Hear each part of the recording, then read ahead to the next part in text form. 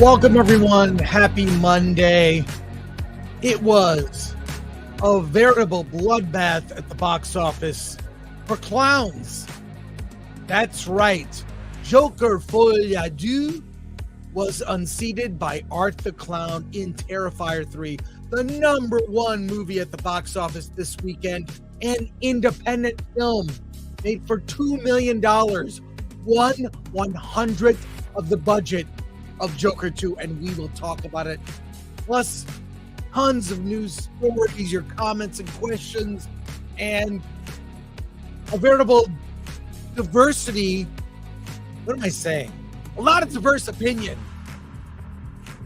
We don't always agree. Plus, we'll discuss the best horror movies ever made, our takes, other people's takes.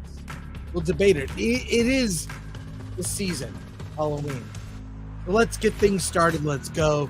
Let's start the show. Where's Alan?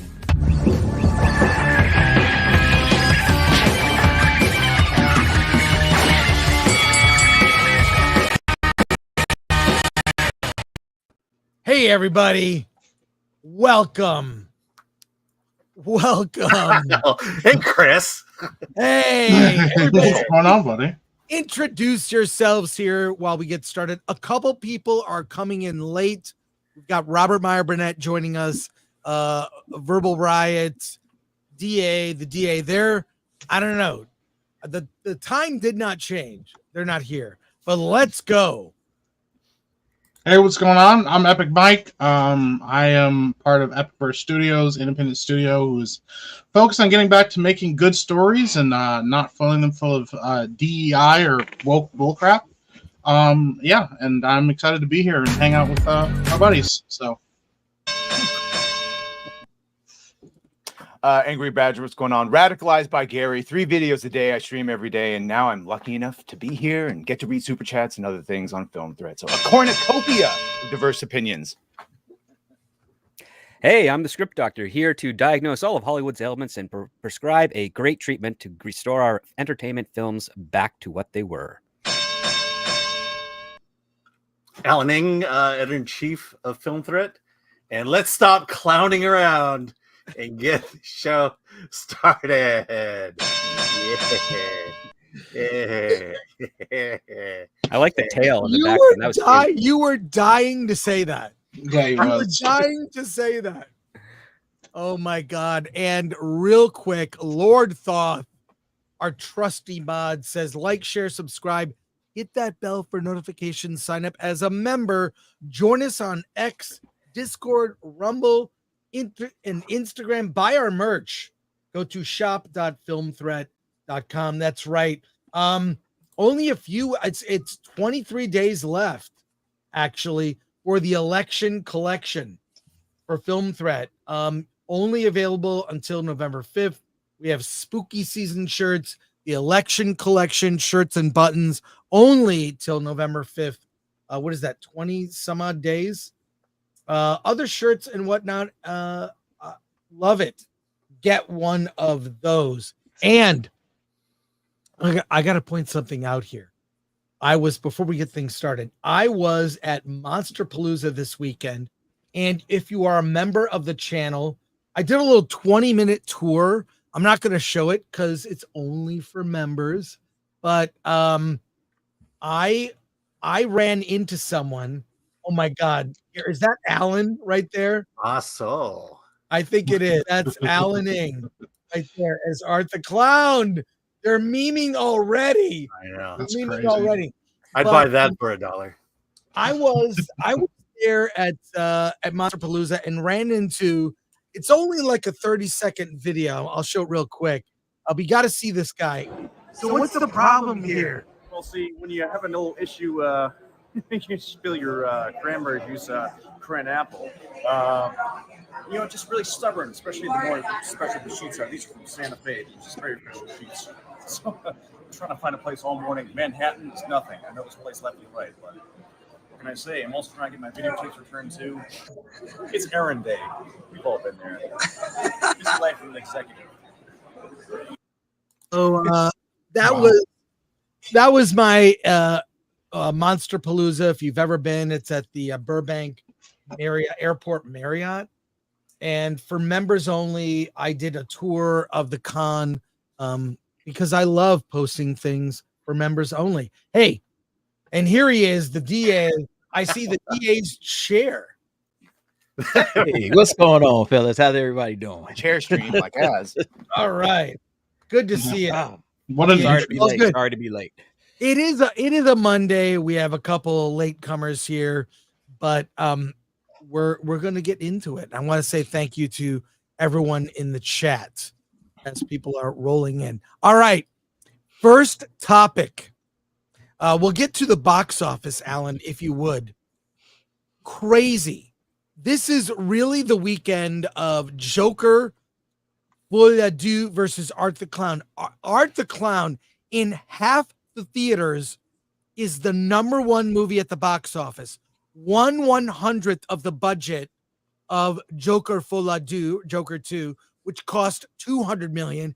Terrifier 3 cost $2 million and grossed nearly $19 million at the box office in half the theaters. Wild Robot was #2, which it's been around, and Beetlejuice at #3, sticking around, still making money, $7.3 million. And Joker Full Ado, a record 81% drop. That's the biggest second weekend drop ever for a superhero genre movie. I mean, a 50% drop is considered, that could be like 50% is like, all right, it's not doing so good, but 81%. I thought it'd be 90. What's that? Maybe I just hoped. I thought it'd be 90, or maybe I just Yeah, hoped I it also would be think 90. Batman v Superman had actually an 82% drop of weekend to weekend, because that was a huge drop. Was it 82? Okay, I didn't know that, but yeah, Piece by Piece. Okay, Piece by Piece is a documentary. All right, and #5, you see 3.8 million. That's not what are the expectations for a doc like that? And Transformers 1 sticking around. What do we think about this? Art the Clown. I mean, this really is, I think the story of this weekend is what's in the zeitgeist, because for those of us that were brave enough to go see Terrifier 3, Alan wasn't. It's shocking. I mean, it is Brave enough to those, watch Joker. it is a test of, can you take it? Can you handle this insanely? I mean, they basically, there's a chainsaw that goes up a gentleman's backside, as it were. Up the gooch, if you will. Yes, in all its glory, right up the coin slot. If I could get Right more up Main Street. Right. So this, and the screening I was at, what I've heard from people, screenings have been packed. At my screening, people walked out. 2 people walked out in the first 10 minutes. I want to hear your thoughts. This is really a story of indie versus studio movies at this stage. Jump in.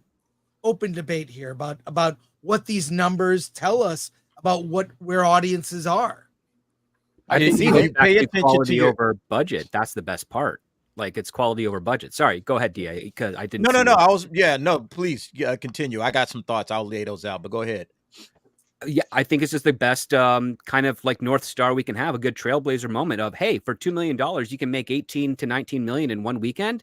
Hey, remember when movies did that, only 20 years ago? We should get back to that model, because instead of these massive corporate committees trying to dictate how a story should go, or these inflated budgets because producers want to cut a little bit more for themselves at the beginning of the production as opposed to waiting for that payoff at the end, you now have these guys working on Terrifier, the third movie, and they've hustled for almost 10 years getting this series going to what it is today, and it's paying off. And it's great. Yeah, that's what I was. Audiences are so thrilled by this because it's a new entry into horror. And guess what? When's the last time we had a new entry into other genres? Right? Where's the new IP? Yeah. Those are my thoughts.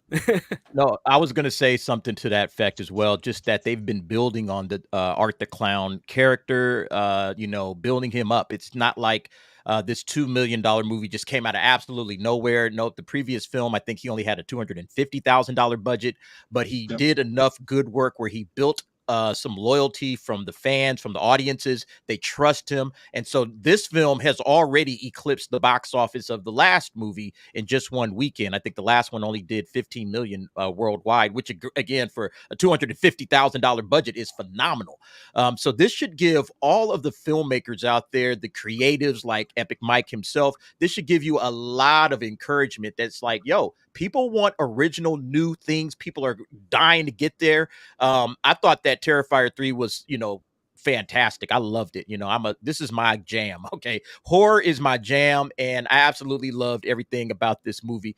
I just want to go and I want to see more of the same. All right. I want to see more, indie films, taking risks, some of these creatives that are in Hollywood. I want to see these guys say, hey, you know what? Let me go out there and do my thing. Let me not wait on the Hollywood system. Let me go and build my own thing. And like these guys, again, they did it. The first one, like you got it up here, $35,000 for the first one, $250,000 on the second, and then $2 million on the third. And, who knows where this thing is going to go. But Art the Clown he's embedded in our lexicon now. People are starting to know who he is. And it's awesome. It's awesome. I love seeing this. This is like a huge success story that I think every filmmaker out there should be enormously encouraged by. Yeah, I'm totally in agreement. I did not finish this film. I unlike Alan, I was able to get to the film. I was like, bro, these are not my kind of movies. I don't like being scared, and I knew this thing was gonna mess with me. And I started watching it, and the moment Art walked on screen, I was like, yeah, I know exactly why I didn't want to come see this movie. But I will say, just from the get go, I got about 30 minutes into the movie. The quality is there. And you can tell that the people that made the movie gave a crap about what they were doing. And yes. I think that has been that's shown. The other thing is, we have critics and people that talk about films. More and more people are going away from the mainstream movie critics, and they're going to people that they trust, trying to find people that they think, hey, you know what? These are the people I want to listen to. People like, Chris and Alan, at Film Threat, and people on YouTube. And even that, we've seen people, reviewers that have big audiences on YouTube kind of fall off because it became apparent they were really kind of starting to not want to talk negative because they didn't want to lose access to things. And at the end of the day, I think indie is the new way to go. I think that's the hot market right now. I think we'll occasionally see some hits, with these $200-300 million movies because, you keep a broken clock is right twice a day. But I also think we're going to see a lot more of these indie films kind of pop up because people are excited to see something new. And also because the way to turn a profit is so little. The profit margins here, $2 million. It's really not that much money. Like, and for them to make that much money on their opening weekend like that, to continue to make more and more money, to continue to build more and more of an audience, it means they can take more risks. They can try different things. They can try new types of movies and new types of stories and stuff, man. And I just love to see it. I'm very excited. Mike, if I could let you know, people in the chat are saying that the level of you might be on the wrong mic. And your level is way high. I know it's a joke you scream, but this isn't like Tuesday Night's Main Event or anything. The wrong mic. I have another note for Alan to read the private chat. How's that sound better? Better? Alan, remember to pop up. Pay attention, Alan. You got to keep up. In comments, okay. Okay, sorry about that. Yeah, I see it now. Way better, bro. I've been doing it. There's no Lori. Atomic Lori's not helping us today. But I'll just say, like, this is amazing. Terrifier 2 was a Kickstarter made for $250,000. Yeah. And someone pointed out that the original Terrifier short film was in like 2011. It's on YouTube. There's no such thing as overnight success. Anyone that's worked on indie movies will tell you. Mm-hmm. There's no overnight success. There's no like, look at this person burst on the scene. Yeah, you just heard of him, but it really is the character of Art the Clown. I think that makes this movie. He's a mime as a clown, which clowns already are terrifying, but also it's this silent film acting, like part Buster Keaton, Charlie Chaplin, sort of whimsical, but I'll murder you. I mean, I had a good DA. I don't know about you. half the fun of the movie is watching it with an audience and Yes. everyone freak out. And The reason I go to AMC Burbank is because AMC Burbank always has a packed crowd pretty much on every film you go and watch. And so this is a crowd pleaser. This is a film you watch with a big crowd where the entire crowd, everybody was laughing. Everybody was rolling, man. It was a great time to watch this film because Art the Clown is just funny. All right. He's just funny. He has these mannerisms, you know, like I don't know if we could spoil it, but there's this one scene where the boyfriend and the girl are sitting on the bed and they're talking about the legend of Art the Clown. And, you know, she's making all of these comments and Art is listening on the side. They can't see him, but he's just kind of listening in. And the whole time where, you know, the guy's saying, oh, wow, you know, the way you're talking about Art sounds like you want to sleep with them. And Art's sitting there like, so do you root for him? Like, I mean, with I Freddy loved it, Krueger or man. I something? was laughing my ass off. I was like, dude, this guy is funny. And like you said, all of the silent film type acting, just the mannerisms, everything, he gets it. Like whoever this guy is, I forget his name. Is it David something? David Howard Thornton. David Howard Thornton. I met that him guy. Yeah, he's great.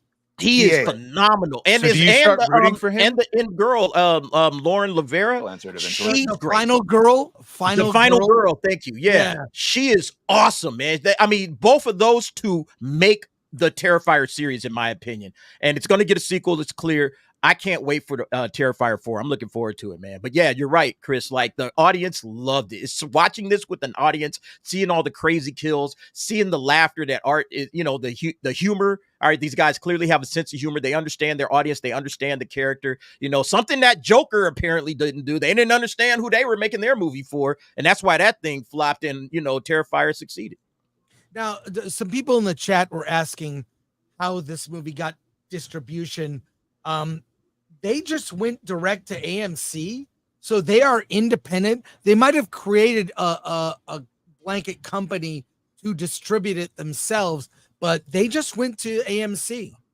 Yeah, You know? they're using Cineverse, which I've never heard of. That might be something they've done. Again, a company just created to distribute this film. So, but the first one, I remember when that movie, there is a Damien Leone interview that's on our Film Threat Interviews channel. When Terrifier 2 came out, I mean, it was getting up there to 11 million. I've never heard. And so the big thing, I got into it with a couple people on, I mean, I'm not like Anna, that Star Wars girl, right? Okay. When she gets into it, she gets into it. But I said, really, I'm going to put up my tweet here so we can I'll read it. Because some people were trying to get into it with me. I said you could make 100 Terrifier 3s for the cost of one Joker for la deux. Hollywood has lost the plot. Hollywood is out of touch with audiences and fans. Hollywood is in decline. Prepare for an indie film revolution. And then, of course, I was sitting there with my Terrifier 3 cup, which I have right here. There you go, limited edition, which has a QR code to buy the popcorn bucket. Talk about good marketing. I mean, seriously, look at that. They couldn't get the popcorn buckets, I guess, in time. So they made the cup with the QR code. Brilliant. It's grassroots. And to be clear, I want to say this. When it comes to like movies like this, I mean, George Lucas was an independent filmmaker. Yeah. Through his company, Lucasfilm, he made Star Wars, right? Funded for about $10 million through 20th Century Fox. Like indie filmmakers, there are people that work in the studio system, and you can work slightly outside and be independent, have your own company. Right. No, So amateurs shouldn't try to make magic. I'm pretty sure that's what George just told us last time. yeah, but I'm just saying that I really do believe that a lot of good will come from more indies, and this only encourages companies like AMC to bring in more indies. Where like this isn't the first case. There have been religious films, right? Like other types of small indies. Sound of The mean Freedom. one, the mean one Sound from of last Freedom, year yeah. was bought The by. mean one also was part of the Terrifier group. Yeah.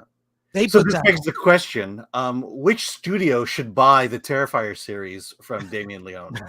Walt An offer will- Disney. An offer will be made because this is literally the vetting process of how to break into Hollywood. The moment you make yourself valuable is the moment when Hollywood gets on board and lets you kind of run with it. I mean, let's take a look at New Line Cinema, which did the Freddy Krueger films. They were an independent studio at the time with Bob Shea. They did Freddy Krueger. People got really excited with them. And then once that decade of the 80s and into the 90s, Warner Brothers was like, hey, we're going to buy you guys. And we want you to keep doing what you're doing. And that's what happened. And this is how you get that new life. This is how Hollywood stays alive, is that the independent filmmakers have never gone away. They just now have more tools today. And they're always going to be the fresh blood that is needed in Hollywood. What we've had is a decade where the nepotism side of things, the people who are born and raised in the Hollywood industry who then got, into those studio positions, were deliberately blocking out the independents because they didn't want to be upstaged by them. And they didn't want to lose control over the narrative that they wanted to push.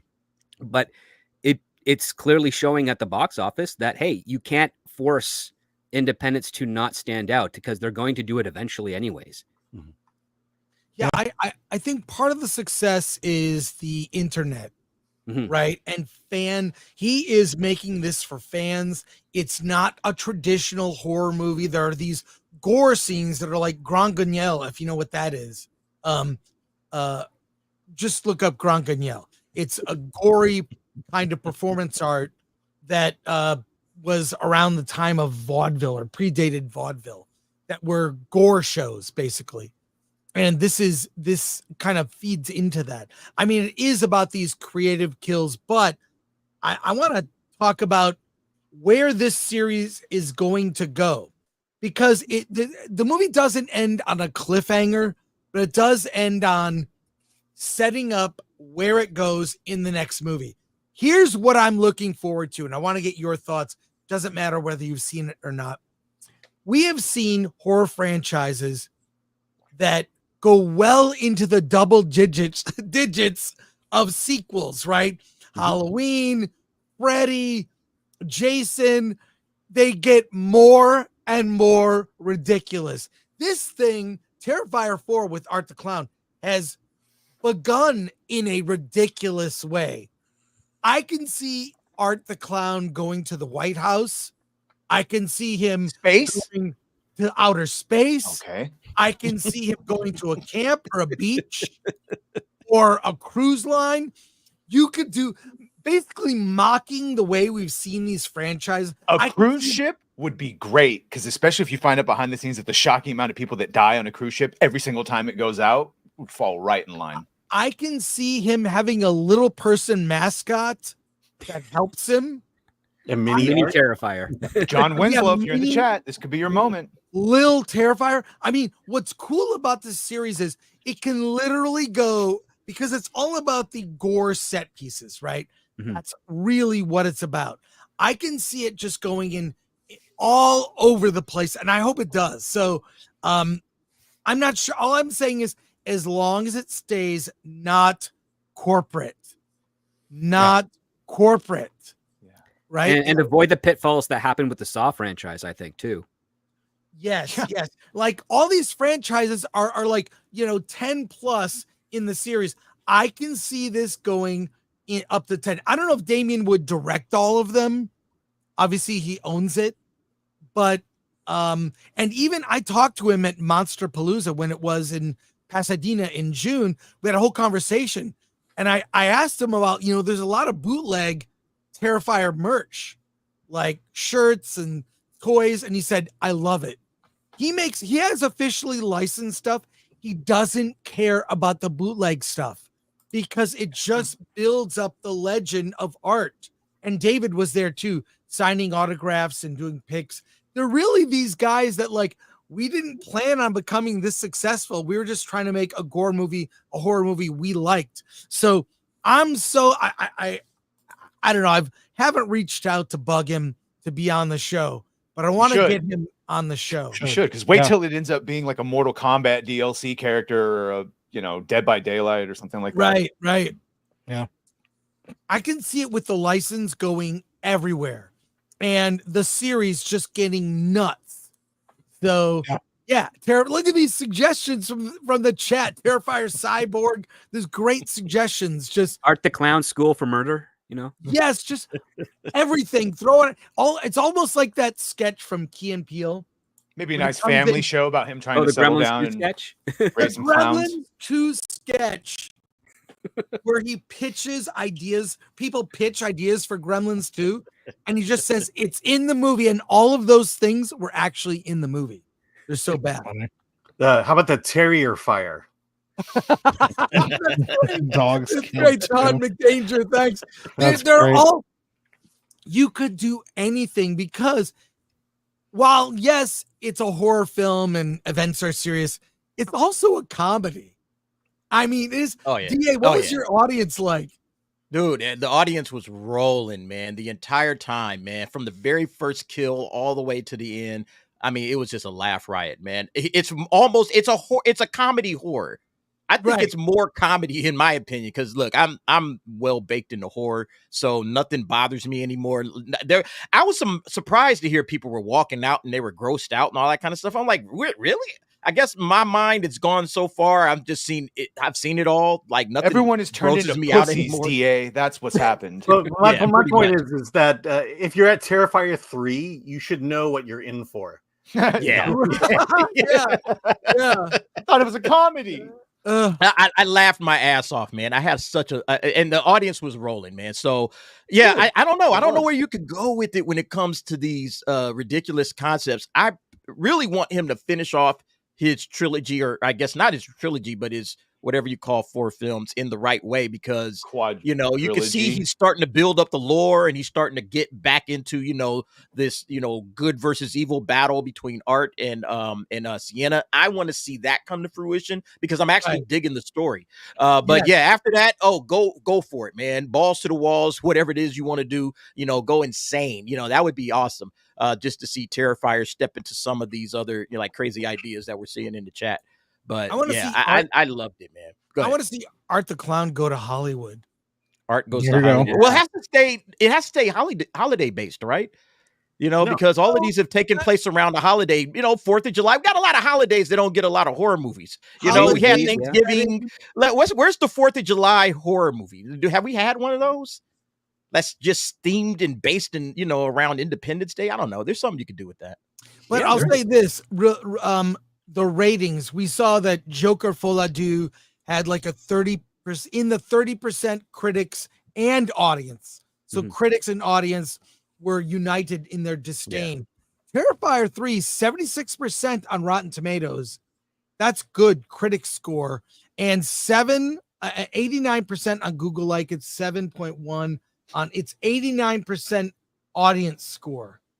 Wow. So impressive. That's success, man. Oh, and you know what the other best part about the horror genre is? Women love horror movies. Yes.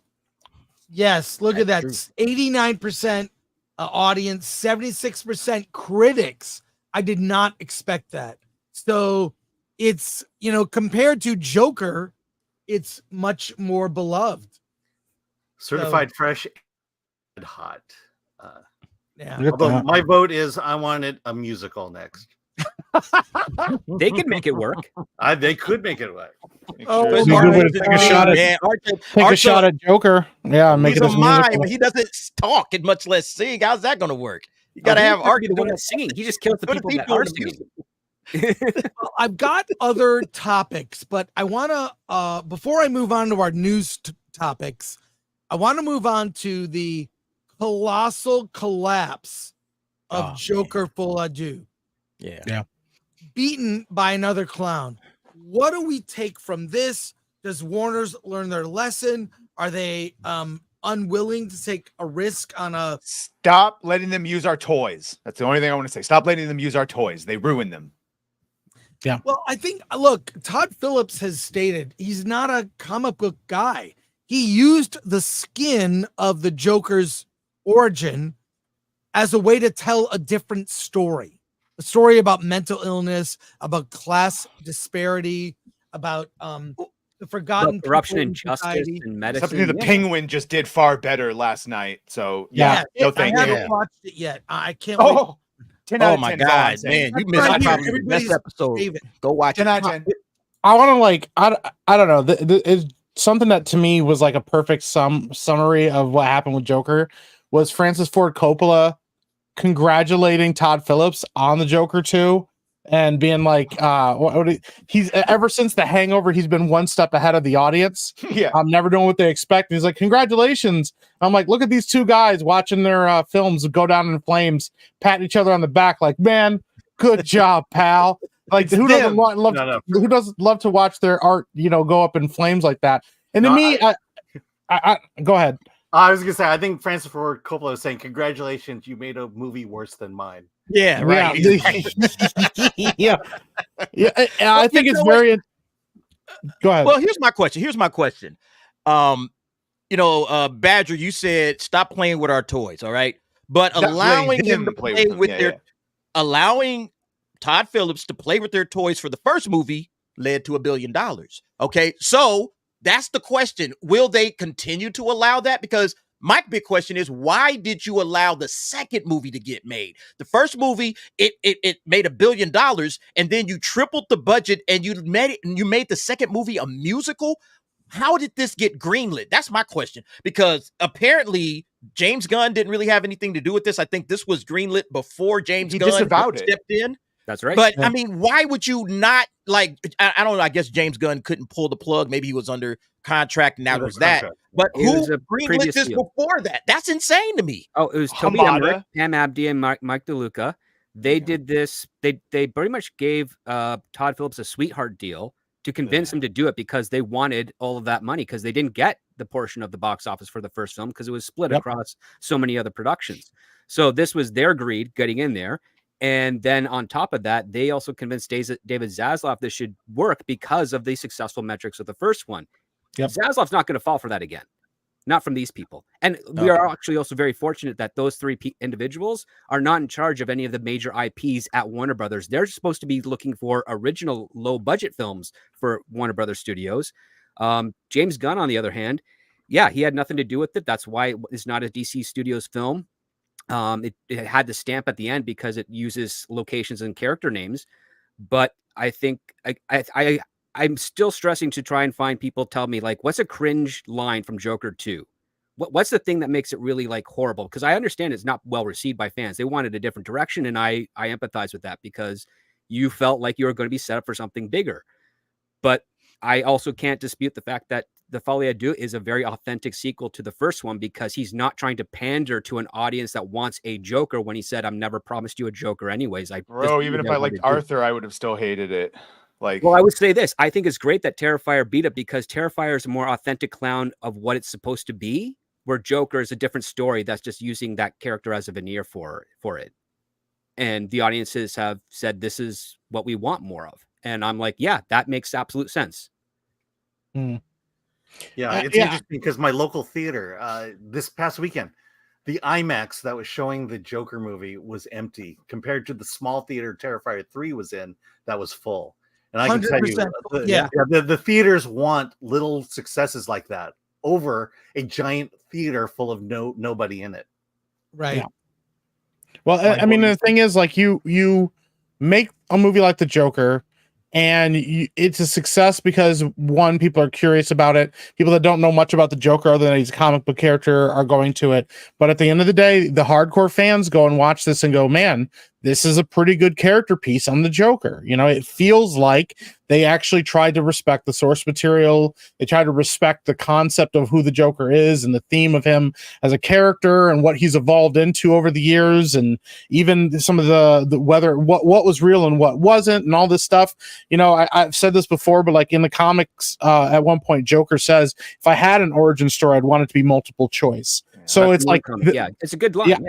Yeah, and so there's that idea there. And so when you make a sequel, I think people are expecting you're going to build on that idea of, okay, who is Arthur Fleck? Who is the Joker? And what effect does he have on the world, in the city? And it feels like the scale has to go up. And so you get a bigger budget. You get $200 million as a budget. I think it's only fair then to go, okay, if our audience is expecting us to do more with it and we decide to not do more with it, then we have to make you have to make a really definitive point. And I feel like a lot of people felt like there wasn't a really definitive point made to this movie. And it just kind of felt like it was there because, hey, we didn't get as much money as we did. Unfortunately, what it is, because I've had this debate now on like 4 different streams. Oh, I'm sure. Yeah. I think it's a little disingenuous now after talking to everyone to assume it's our fault. We know he wasn't Joker with a capital J, but he was a Joker. And in the end of that first movie, he had accepted the identity of a Joker. And in the second movie, that is completely recontextualized, and we are blamed. And the whole point of the movie is that no one cared about Arthur. We only cared about the Joker, including her Lee character. And we all put that on him, and it's our fault. And that is what is the resentment comes from, is the complete reframing of the first one. And after the first one, I wasn't saying stop playing with our toys, but it's the reframing and the abusing of them. Okay, well, fuck you then. We should have never let you play with that in the first place. No, I got it. I get that part of it. And that's where I'm saying I don't think they're going to ever stop playing with our toys because, you could take this, taxi driver hashtag, Kings of Comedy, spinoff or whatever, and then turn it into a $1 billion movie just by slapping the name Joker on top of it and putting it in the DC world and putting Gotham and Thomas Wayne and Bruce Wayne and all these other things. But it's not always going to work because there's an expectation from the audience that you're going to continue to deliver the Joker. And they didn't give us the Joker. They actually completely destroyed the Joker. And by doing that, you're taking away, again, this is the biggest comic book villain in history. I don't think there's a bigger comic book villain than the Joker. And so people walked in expecting the Joker and they didn't get the Joker at all. They feel like they were the joke. It's like, ha, ha, ha, fooled you. You guys thought you were going to get the Joker. Now I'm going to give you some BS musical. We're going to use the names. We're going to use the characters. We're going to use the settings, but we're not going to give you what you expect. And I think that's was it the gayest Joker movie? Was it the gay? It turns out it was the gayest Joker movie. That too. But it's just a slap in the face, man. It was the gay. But I'm looking up the kind of the history of the sequel, and I'm seeing reports that he still wasn't interested in making a sequel to the Joker. No, he wasn't. It was the gayest Joker ever. It was. Would you agree? Would you agree? It was the gayest Joker of all time. Yes, of the 2 movies, it was the gayest because it had butt sex. But the thing is that it looks like he wasn't interested in doing a sequel, and that they backed up the money truck, and you'll make a sequel at that point. And then it seems like he just said, I'm just going to make my movie. And that's what he made. They gave him a lot of money to make his movie. And again, if you're in that position, who cares? Who cares what you think? Who cares what I think? He's walking away with money, and DC's walking away with a dud. Yeah. So this is Warner Brothers did this before. I think wasn't it with Matrix? What after the Revolution? Revelation. I think Revelation. Yeah, like here, make this movie, and we don't really want to make it. Up here's the money. All right, we'll make it. But then they use it as a joke to kind of do a parody and just riff on everything. So it's like, at what point in time do you say, hey guys, we're not doing this anymore. Okay. We're not going to take these beloved IPs that people care about, because now guess what? I don't even care about the Joker anymore. That was a movie that I would watch from time to time. Now it's like, you've completely ruined that character in that movie for me. I don't even give a damn about it anymore. And I think that a lot of people are having that same feeling when it comes to this. You're destroying the IP. You're doing brand damage to DC by, tarnishing one of the great legacy villains of all time. And it doesn't make sense to me. And this is yet another DC movie, like the folks that are watching here, and you and I and everybody on this panel. Yeah, we know the difference, but is everybody else going to know the difference? That, DC just makes shitty movies. Like every time a DC movie comes out, it's trash. It's something that we don't like. Every once in a while, they'll put out the Joker, but then we'll get Aquaman, then we'll get Blue Beetle, then we'll get Shazam, Fury of the Gods, Flash. Oh, here's the Joker, or Joker 2, Folly I Do. They just make shitty movies. So I think at some point in time, you got to start thinking about the damage you're doing to your own brand. Even if you want to, do a FU to the fans, it's like somebody's got to say, hey, stop it. We're not doing this. Yeah. Well, and like, I don't know, in a bigger franchise, and this is like going way back, but to me, it feels similar. You had like Christopher Nolan do Batman Begins, which is pretty faithful to the comic book material. And then Not he really. took I think it was a pretty good Batman film. It's a pretty good Batman, yeah, but it's its own thing. Yes, but keep going, sir. Yeah. I mean, I think it's far more accurate than what the Dark Knight is, because the Dark Knight and the Joker and the Dark Knight is not comic book accurate at all. He completely did his own thing, but it's elevated by incredible performances throughout. It's a good film that stands on its own, and it just happens to also have Batman. And then you get like the Dark Knight Rises, and there's a lot of problems and a big criticism of people in the treatment of Bane and how Bane was treated and how he wasn't accurate to the comic books. And it felt like it got so far away from what we all for 7 years in the prime and of him- his life. yeah, and the magic leg brace. There was just a lot of problems, and it was glaring. And it was like all the expectations on that film were, let's do more of some of our favorite characters and what we love about the source material, and then watch it be elevated with Christopher Nolan's vision. And instead, we kind of got a movie that almost was ashamed to feel like it was, beholden to the source material and tried to change as much of it as it could. And I think it's kind of a similar thing. Although I think riding the high of the Dark Knight and everything, I think that movie was always going to do better.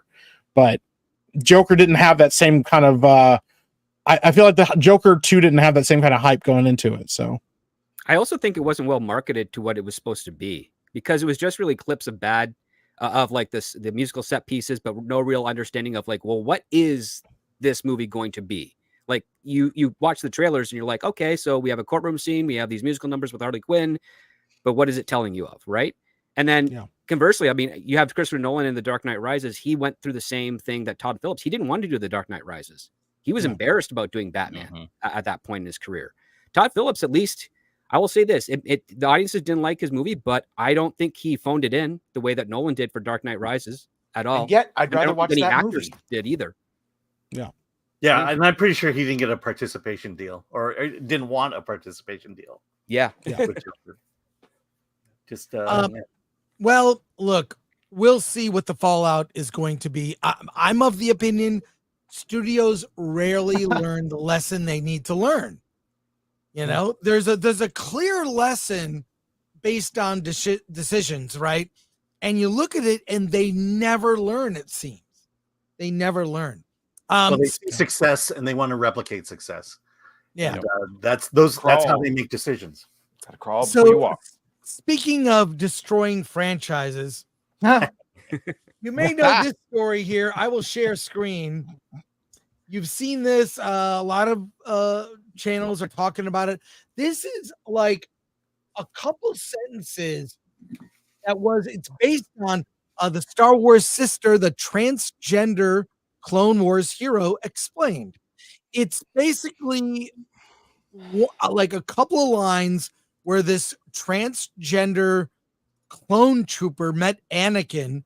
It's in one of the novels that came out 2 years ago that got a bad review, and it's just now it's almost like they put it there like an Easter egg. If you want to share my screen, Kiss, I have Chris, a little bit of that novel where we can see Anakin, this is the Jake Lloyd Webber version of Anakin, like the young Padawan, who actually talks to Sister and talks about transcending gender and how the Jedi are all about transcending things. Anakin said, I don't think we can complain if you've transcended gender. Transcended gender, Sister said. We'll work on that, but I like where it's heading. So yeah, that was in a book 2 years ago, which we were all too busy talking about other shit. And now it's been done in this visual documentary or visual book.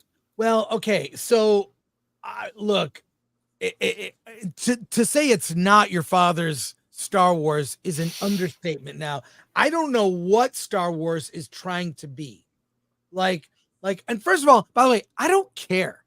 There's a lot of weird things in the Star Wars galaxy. Fine. But it seems like clone troopers would just all be copies of each other with little differences. I mean, I don't know what they're trying to say about this. I mean, obviously it's about pushing an agenda, but what are your guys' thoughts? Those dreads are not regulation for a clone trooper. Yeah, Yeah. those colors. It's just here's my objection. Jake Lloyd's. Isn't that there's a transgender clone trooper in a Star Wars novel that nobody read? What I don't like is taking our world, things that we deal with in our world, and putting it into a fantasy world. It's sort of the poochification of a franchise. You know, like when a franchise goes along so long, you know who Poochie is? Yes, In from The Simpsons. Yeah. Itchy He Scratchy died cartoon. somehow on his way back to his in home the planet. Simpsons Itchy and Scratchy Itchy and Scratchy cartoon, they brought in Poochie, which was this skateboarding, hip and cool, backwards baseball cap wearing dog that was supposed to be cool, right? It was showing how a franchise like Itchy and Scratchy can get ruined by taking the latest trend and adding it into a franchise. That's all this is. This is the poochification of Star Wars. It's taking things from our world, putting it in a fantasy world, and it doesn't fit. I don't care that they did it. I care that you're reminding, and even the colors are the trans colors. These don't exist. Clones that are defective are destroyed. Like Yes. this is a whole, That's really what it comes into, is like, once again, this attitude of, well, I want to see myself represented in all things, and a close close parallel to this is similar to like Space Marines and wanting to see female Space Marines at 40K. They don't exist. The lore does not allow them to exist. So in the lore of Star Wars, which doesn't even take that much digging, this doesn't work. That's a defective clone. The clone starts painting its armor on its own and doing all this stuff to try to identify itself. It should have differently. battalion colors, for fuck's sake. They should be focused on fighting. They're brainwashed. You got to get rid of them. Commando. Yeah. Like Now, they could go to the Bad Batch, right? Like the Bad Batch could take her in, I guess. But even with that, like the Bad Batch, and they even kind of get into that with the lore of like some of those guys were designed specifically to be like infiltration units. They had to have a certain level of independence to operate where they needed them to operate at. Like there was even lore reasons for that. But like if you want to tell a good story with a character like this, you know, and you want to make a clone trooper be different, that instead of trying to fit them and force them into the lore, and you have Anakin trying to talk to them because they can't be reminded how different they are and how alone they are, they have to try to like force it into the story. Make a story about a trans trooper that goes defective and is being hunted down by their brothers and stuff, and dealing with this peril of feeling like they're different than everyone else, and you know, trying to find an ally somewhere in the world or something. Then at least you're, you know, I need an ally somewhere, but you know, but like you have an interesting concept even with that they don't even go for, because they're trying so hard to force it into the lore that it already exists, so it doesn't feel like it's out of place. Well, that was Finn. That was like Finn's story, right? Yes. So like do that elsewhere, not when they're fucking clones. Yeah, that makes no sense. It's so frustrating. It's tiring. To me, Finn was the most interesting and underutilized sequel trilogy character. His arc could have been amazing. They gave him nothing. They sidelined him. They had an absolute chance, and they didn't take it. It would have been a Jedi. Like Mike is saying, it's like they don't take the opportunities that they have, because in reality, these people are not creative writers. They're not really creative at what they're doing. They don't really know how to write a story like what Mike is talking about. The only thing they could do is just shove a transgender clone and just make that clone accepted by everybody. That's who asked them to do this? Come up with. Do you know who the real villains of Star Wars? And I'll say it every time. It's not Kathy or Darth Felonius. They're bad, but they're not the real villains. Pablo Hidalgo and that goddamn story group over there with the diversities and the dinosaurs. They're the ones that asked this writer to do this. They asked him to trans a different character, and the writer said, no, I can't do that, but I can make a new one. And specifically had it talk to a younger Anakin, so they could be used in other properties, which is also why they're being added to the dictionary right here, this Secrets of the Clone Troopers dictionary. So it's that story group which is responsible for most of these horrible decisions. The question I have is what percentage of trans kids read this book? I could tell you what percentage of trans troopers don't make it to the battlefield, and it's about 42%. So but my point is that they're, you know, this idea of seeing yourself. okay, we'll create a character so you can see yourself. But the problem is you're not seeing it. You're not They're going not reading to the these movie, books. and you're not spending the money on tickets. You're not buying. Well, it's not just that though, Alan. It's about acceptance, right? So if you put all of this trans stuff in all kinds of kids' stories, then they'll accept a trans person in their own personal lives. Like that's the whole agenda behind it, is that they want regular, I guess regular people or whatever, just to say, hey, nothing wrong here. A trans person wandering around doing their thing is fine. That's what they're looking for, acceptance. And so what they want to do is take over these franchises. That's why they have to put so much of the LGBTQ community and agenda into, mainstream storylines so that, more people will accept it. More people will say it's fine. There's nothing wrong with it because they see themselves as not being accepted. That's really what this is all about. It's not really about seeing yourself in this regards, although some of that could be here, but I think a lot of it is aimed towards us, the regular, normal audience. They know we're going to cover this. No And one's then buying this Disney book. puts out Inside Out. Yeah, nobody's going to buy it, but they're going to shove it into Star Wars anyway. Anywhere they can, they're going to try to. It's like the lady with the not so secret at all gay agenda on the Disney thing. I'm just throwing as much stuff in there as I can. Remember that video? Yeah. Because she wants it to be accepted. In the Remember, power this book game. says for Inside Out young 2. children. Yeah. Yeah, And like look at exactly. You Inside Out started at 2 the where youngest ages. Look at Inside Out 2, where they extracted any potential gay theme or storyline, and they put the movie out, and it becomes the highest grossing animated film ever. Yep. But look what happens with Lightyear when they just enter one same-sex kiss. Ruins it. See, they learned that lesson.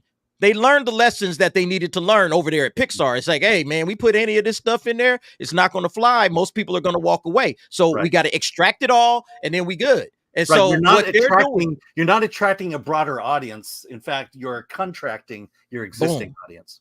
Exactly. Yes.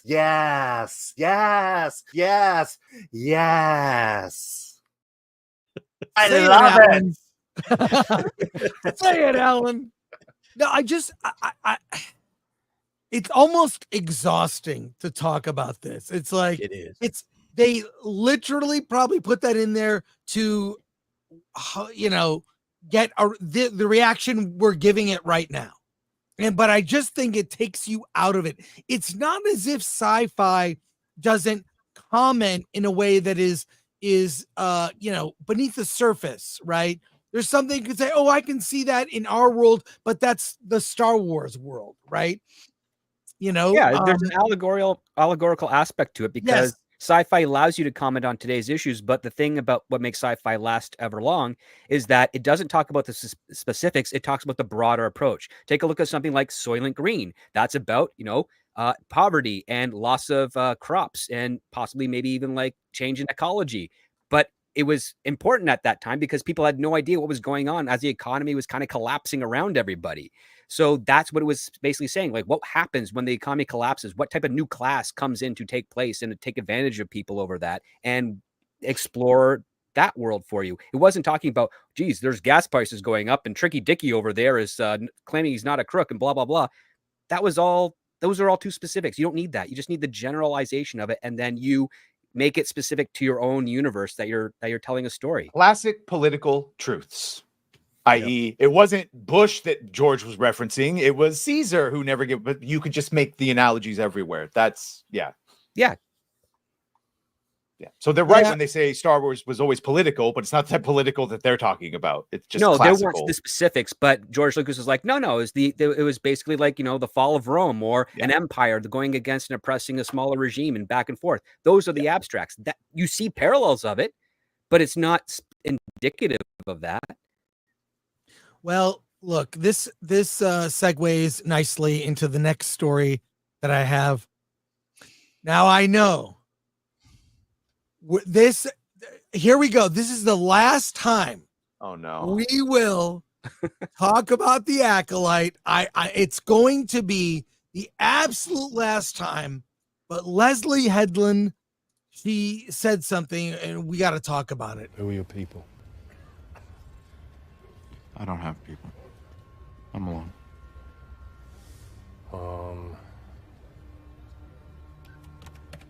Solo. Alan, that's my favorite part. Put that one on there. That's That's my favorite part. Okay, this story came out. Why is it covered in ads? Here we go. Because I want to know my net worth. The Leslye Headland, the Acolyte characters are, quote, doing the right thing because Anakin Skywalker never believed he turned evil. Badger, if you would, I sent a link in there. If you read briefly the first part of this, and we'll get into it. The part where it says in let me see. Her In the conversation, Now you know how I feel. in the conversation, Headland explained how her story explored the same events from different perspectives. As a result, each of the main characters believed that they were doing the right. The showrunner added that no one wakes up evil, citing Lucas's treatment of Anakin Skywalker in the prequels.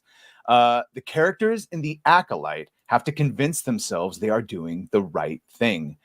Made that above statement, agreeing with Filoni that Anakin did not believe that he had turned evil and always thought he was doing the right thing. Yes, that is true. Anakin always thought he was doing for a while until he met his son. That's the point. Yeah, until that, and even a little bit before that, but even then it was too far deep. But yeah. From Headland's works, it is evident that the core principle of her story was I hate saying this like she knows what she's doing, was inspired by George Lucas's approach to Anakin Skywalker in the prequel trilogy. As a result, Headland wanted to play the moral ambiguity and duality of the characters in her series, but the end product ended up having a mixed result. That was kind. That almost sounded like a criticism. Is that in the article? This is a fandom wire, so it's... Well, the thing is, I mean, here we are still talking. This story came out October 12th. Okay. So recent, but how is it seems like every time she opens her mouth, she's not making the situation better, you know? Like, pardon my French, but like, what a dumb bitch, dude. Like, what are you talking about? Like, that's the thing. This attitude of like, well, it's from a certain point of view, every villain. No, some of the best villains in fiction know they're villains. They just don't care. That's the point. Like, even villains that think that they're right, like this whole thing that I went on a rant about this. People were like, well, Thanos is actually right. No, he wasn't. He just believed that he had the best answer, and it didn't matter if you showed him he was wrong. You could put it on a board in front of him and prove to him there was a better answer to him. Anakin knew killing the Padawans was wrong, even if he thought the Jedi were corrupt. He was doing wrong. But he knew he needed the power of the dark side. He justified it. Blah, blah, blah. Yeah, they justified it. He justified his evil by saying, well, I have a thing that I want, and it doesn't matter how I get the thing that I want.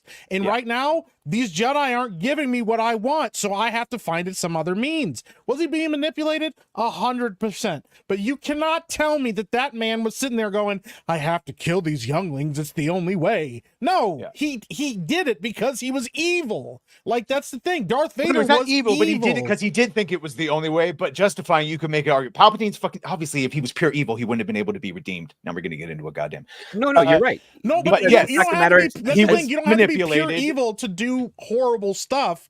The thing, because he could justify it. If he could justify it in his head, he was going to make it happen because he wanted something from it. And once he got too deep into it, he could, I can't stop now. But like this, her attitude and the whole concept of the Acolyte, and well, from certain perspectives, none of it made any sense, because half the characters that she was saying, well, they're secretly evil, or, oh, well, you see, the good guys are telling her the truth about. No, they weren't. They were still manipulating her. Like the bad guys were manipulating everybody and lying about the stuff to other people. Like, just because one person doesn't want to tell her, yo, this horrible thing happened and it's all your fault because it probably won't go well for her, does not make them somehow inherently evil. It makes them stupid. That's the difference. Like, it was a dumb choice that had massive repercussions. And sometimes they just can't seem to weigh that, except that those people, and I mean this, like, I 100% think this, unless you are a bad person yourself who feels like inside you are not a good person, and you feel like you have to make the world look like maybe you're actually a hero, you have to somehow justify the darkness you see in yourself. And once again, I don't know, regardless of how much she knew, remember who she was an assistant to for a very long time. You going right where I was about to go with it, Mike. I think he was for 1 year. I think he was really in love with the women he slept with. Yeah. She's You know- justifying her villainy, man. That's all she's doing. She's justifying her own regrets, her own villainy. Oh, well, I thought I was doing the right thing when I handed all of these young ladies over to Harvey. I mean, that's basically what I'm reading out of all of this stuff, man. This chick is a villain. She says she's always identified as the villain. All right. She said that about when she saw The Little Mermaid. I identified with Ursula. This is who she's She's clear-coded. Yeah, okay, yeah, I'm sorry. But at the end of the day, man, she just don't understand the franchise, and she's using the franchise as her own little personal plaything to just, I guess, exercise some of her personal demons and everything that went on with her in the industry or whatever, man. I am so tired of Leslye Headland, man. This chick can drop. Yeah. Well, I ain't gonna say that. What a great But, I mean, at the end of the day, I'm careful. But at the end of the day, this chick don't understand Star Wars. She doesn't understand the lore. She doesn't understand the franchise. She doesn't understand the fans. She doesn't understand the characters. She doesn't understand anything. And so she's not the only one that ruined it. There's a lot of long laundry list of people that have ruined Star Wars. But it seems like she just put like the final, fork in it. Say, this thing is done. Well, she did love Star Wars. She loved all of them. Oh, yeah, all the Star Wars. Well, to be fair, DA, this is the last time we will talk about the Acolyte. Thank God, man. Well, wait. We got the Acolyte sequel, right? Acolyte. No, we got season 2 of the Acolyte coming out from Film Threat. Yeah, I'm looking forward to that. Don't get him sued. There will be a trailer before the end of the year. That's going to be great. So, yeah, I mean, I just think she has a profound, really simple. She has a profound misunderstanding of why people love this franchise. I think she had an opportunity to do a pitch, and she you're going into a pitch. Well, I love that thing. Yep. But she is one of the latecomers. I don't really think she's a fan. It wouldn't even matter if she's a fan. I've read her other scripts, which she does have some talent in other things that she does on her own. But when she talks about duality of characters, that is a first-year college writing student mistake, because characters are the most complex things. They're not divided by 2. They're divided by 3 cubed over and over and over again. That's what you have to kind of realize and understand. And when you're talking about, the duality of characters, and we're just going to oversimplify them, it's like you never simplify characters. Luke Skywalker is not a simplified character. Darth Vader, Anakin Skywalker, is not a simple character. These are very complex characters and simple plots that we are engaged with, that we want to see as they develop. You can't make what Acolyte essentially ended up being as a complex plot with simple characters, and everybody just was rejecting it, because it's the inverse of what good storytelling is. And Leslye, given what she was able to do with Russian Doll, which I thought was kind of weak, but I mean, it did get her the stepping stone to Kathleen Kennedy's door. She should have known better by that point, but she didn't. She hasn't learned. She's been in a state of arrested development for a while. She's now been regulated back to theater, where she's technically started. Like, that's not failing upwards. That is going back down to the sewer. Well, I think, I don't know. We'll see. Like Todd Phillips, he will be in what they call director's jail, where Rightly so. Not make something for a while. He'll come back and say, I got something low budget. Tropic Thunder. I'm going back to comedy because now's the time. Whatever he could do. I hope he does. He's his track record is a little spotty, but still, I'd rather see him making something than not. I just think making Joker 2 the beginning to actually make it. So, yeah. When Todd Phillips hits, he hits real good. Yeah. Well, the thing is, I've never seen he's one of the few directors that never phones it in. Even if his taste may be off course, he doesn't phone it in. No, he's not a journeyman director either. Right. No. He cares about doing something nuanced, but his take was off. Yeah. Well, if you take Joker and DC out of Joker 2, you have an interesting movie. That's right. You do. and then, it goes back to basically his first point when he pitched the script before he was told make it a Joker movie, is like, well, yeah, the title of Joker gave it $1 billion, but it was still a good movie on its own right. And I think this is him saying to the studio, if you let me not do this with Joker's name on it, you probably wouldn't have this huge drop off at the box office. All they have to do is call it anything else, like Birdman, like just anything else. Call it Clown. But the thing is, you're not wrong. It would be great. He wanted to call it anything else, but the studio said, we're not going to finance this unless you give us something that we can sell, an IP. I don't like That's the problem. Now, that studio, those people at Warner Brothers aren't there anymore in that position of power. So, and then the other part too is you also have to be grateful, because what if Joker 2 was a success? What if it did go in the direction you want? Now you've got a Matt Reeves Batman that's not associated with the DC universe. Now you've got this Todd Phillips Joker that's not associated with the DC universe. You've now diluted part of your brand when all Warner Brothers' mandate is to keep it all under one umbrella so that people can actually go and feel comfortable watching these aspirational characters fight these, crazy supervillains. Yeah, I didn't think the first movie should have existed. So, but yeah, it's here. So I at least didn't want it to be horrible and alienate everyone. And if people like Joker, they like it. If people like Batman and Superman, they like it. No matter, like, good movies are just good. They just make people want it more, not less. Bad movies make people want it less. Like, I don't believe in brand delusion if it's good. All right. Well, I think we should pivot. I mean, we're not going to talk Acolyte, but there's an article on Rotten Tomatoes ranking the 200 best horror movies of all time. The link is in the private chat. Let me share a screen here. I am really surprised by some. I mean, this is based on their own rankings, to be clear, okay? But they found the top 200. And I gotta say, I like number 1. It's Jaws. You're a little biased. I love Jaws. Sign. Look at the sign behind me. Yeah, Jaws is a great movie. I change my background every show subtly. So hopefully some people notice. 97% on Rotten Tomatoes, Jaws from 1975. I mean, that's number 1. But is it really a horror movie though? Because it's definitely it's real now. Thriller. I don't really consider it a scary movie either, but I guess it would have been.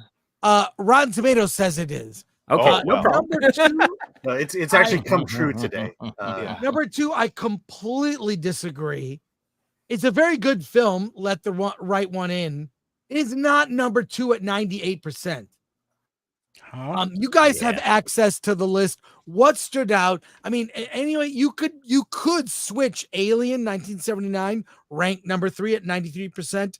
You could swap that with Jaws. I'd be cool with it. But Let the Right One In. And Aliens, I don't even consider a horror movie. It's an action.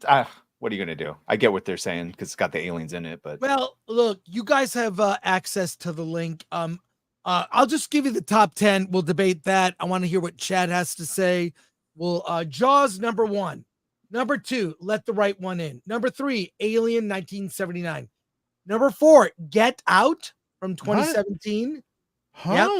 Number 5, Psycho 1960. Did you see he got a statue? Number 6, Silence of the Lambs 1991. Number 7, One Cut of the Dead. Huh? There you go. King Kong 1973 at number 8. Number 9, Aliens 1986. And the first A Quiet Place at number 10. Halloween 1978 is at number 11. Disagree. It's a janky list. Yeah, but Well, what is the criteria for this? First of all, this is based on Rotten Tomatoes scores, and it shows you No, how much it's that not. metric means. No, it isn't. Yeah, because Where's the The first Exorcist? film is 97 and the But next I one. think they're factoring the number of reviews that come in as well. That I think this is I think that the percentage in terms of the score is a factor. They've editorialized. Let the Right One In is at 98%. That's number 2. Jaws is 97%. So I think they are editorializing. They're looking at the highest percentages, but then also ranking them. okay, hold Well, on. it says Y'all here, are saying that they're it said to factoring- sort the list, they use their recommendation formula, which factors in both the movie's tomato meter and the audience-driven popcorn meter. So Right. they're actually using both, but they're only showing, I guess, the critics score. So it's also Nightmare the on audience Elm score. Street So is it shows you 48. just how off. I mean, you should not be taking the Rotten Tomatoes metric as law, as fact. Right. You know, because you can give a bare recommendation to a movie that doesn't reflect the quality of the movie. It just means this many critics like the movie. That's not an indicator of quality. But it's also relevant because some of the movies are not in the genre of horror. So who made this list, and have they ever read like the English dictionary to know what the definition of genre is? Prey. It's from the Rotten Tomatoes database. By the way, Ivan, I'm not shilling. I'm having a conversation about the greatest horror movies ever. This is a touch point to have a conversation. I'm not shilling because I'm showing Rotten Tomatoes. I'm disagreeing with what they put. And there is no right answer, but I think there are some right answers on this. So Well, Ivan, yeah, there Black were some Christmas should be definitive on here, wrong because answers without on that, you this have no fucking Halloween. list. Doug, I agree with Mike. There This are A lot of is these wild. movies This- should not This be on is here. some wild shit. What we doing as Shadows at number 12? What are we doing?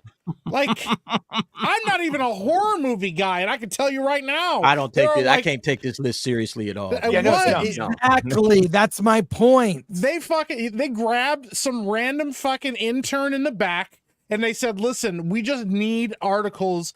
Go rank a bunch of horror movies. And they said, I got it, boss. Because By the This way, is wild. Variety 5 days ago did their top 100 horror films. Do you want to go through that And quickly? yeah. If you can Yeah, find because it this now, list please. looks like it was I've made got from it. Chat GPT. Yeah. for real. Okay. So this is Now- from Variety. Number 10 is Carrie.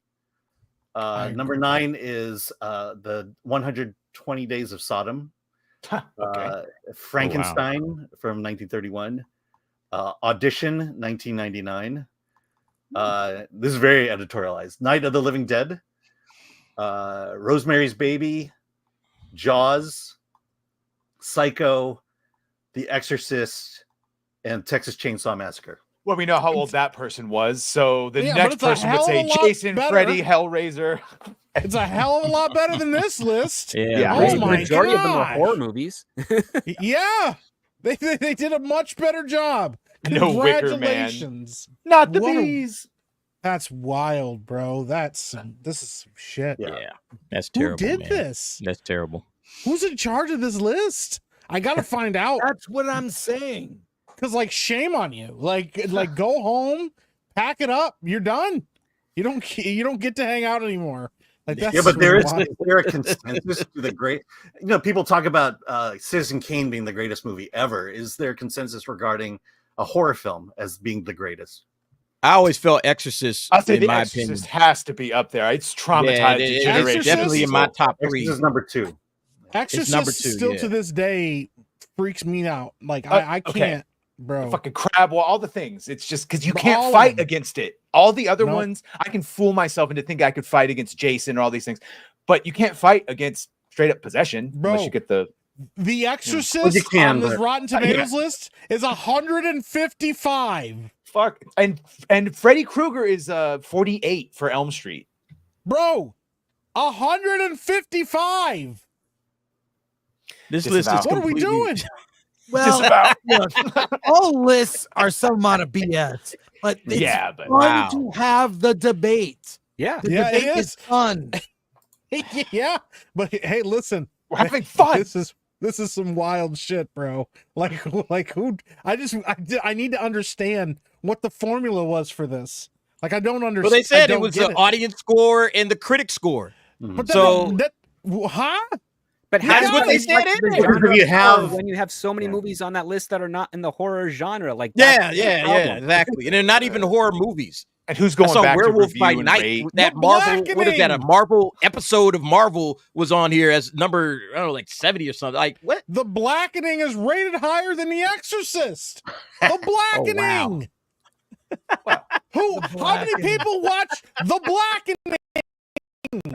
Yeah, and it was a I- comedy more. It's more of a comedy. Yeah. Man, my Chris, take this God. list down, bro. We don't even want to talk about it. No, Take this you're shit off. talking about it. We I wanna are hear what talking about it. Kelly said too. I gotta find who wrote this list. Yeah, I it follows gotta is find good. him in person. I gotta have a conversation. Just a conversation. I promise. I'll only use Oh words. my god! Just gonna Oh. talk to him. I'm just gonna talk Yeah, to him. listen. Unlock the door. I'm just want to talk to him. It's fine. Well, words are violence now, so even that was a threat. You Well, have silence is conversations. violence. Yeah, silence is violence too. Yeah, So we're silence sort and of violence. screwed. Yeah. And Oh, trust me, man. if silence and violence, I am Yeah, I'm a pacifist, so holy shit, this list is bad, bro. This makes Oh me my god, angry. Event Horizon. Yeah, Yeah. This list. This is Galaxia. This is like your kid like walking in and watching Star Wars movie for the first time and they go, it's boring. And you're like, you know what? We have problems now. Get out of the house. Yeah, you know what? You can't live here anymore. You're not allowed. Like, bro, Candyman, I like used to freak me out when I was a kid. Tony Todd. Yeah. Tony yeah, Todd, dude. The great. original Candyman is freaky. Yeah, sorry, yeah, of course, the original version. Yeah. See, what sucks is there's like movies on here that I haven't seen. It'd be like, oh, I'd be interested to get somebody's top, whatever list and go down and see which movies I haven't seen, and then start watching them, ranking them on the way down. But it's like I can't even trust the list that I'm looking at to know if this is one a horror movie and if it's any good, because some of these movies don't deserve to be on this list. You could even in the top 30. You could use this list to make a better list, right? Yeah. Like yes, you could. Yeah, right now we could make our top 10. What movies deserve to be in the top 10? Don't give me the number 1, number 10, whatever. Just what deserves to be on a list of top 10 horror films? Black Christmas. Black Christmas, because you don't have Halloween without Black Christmas. Bob Clark, 1974. Great horror film. Yeah. That's the original slasher. The Exorcist freaks me out. I think The Exorcist for sure. That movie still has me pissing my pants, bro. Like I can't do it. Like, what about the original Nosferatu? That's not a bad one, actually. Like yeah. I saw The Thing on here. I think The Thing deserves to go like top 10, man. I love The Thing. Child's Play. Child's Play. That's Child's Play is good. Yeah. Oh my god, Arachnophobia. I was in the test audience for Child's Play. The Shining. How was it different? Do you remember? Well, I mean, it didn't have music, it didn't have credits, but it was pretty on par. And I said I hated it because it scared me so much. And I don't think I was helping Did it scare myself at all. The poop out of your butt? Yeah. Hey, great questions in the chat. Yeah, I think Night of the Living Dead should definitely be on there. Mm-hmm. Yeah. I tend to go for horror films that are less gory, with all due respect to the Terrifier series. I'm not a big gore fan, but I like psychological horror where you're thinking about it, where you can't sleep after. Yeah. Yep. Yeah, that's wild. This list makes me this list is infuriating. It's a good resource for making a better list. Oh, Freaks, Tom Siebert with Freaks. The Thing, The Thing, definitely on my top 10. The Thing's got to go to the top 10. The Thing is amazing. The Thing, The Fly, and I do think like Halloween. I like also. Is it a top 10 or is it influential? Like that's a good point too. Yeah, Black Christmas script. That's influential, but is it really scary? Right? Yeah, because you have no idea who the killer is, and it's got some red herrings that actually pay off quite well.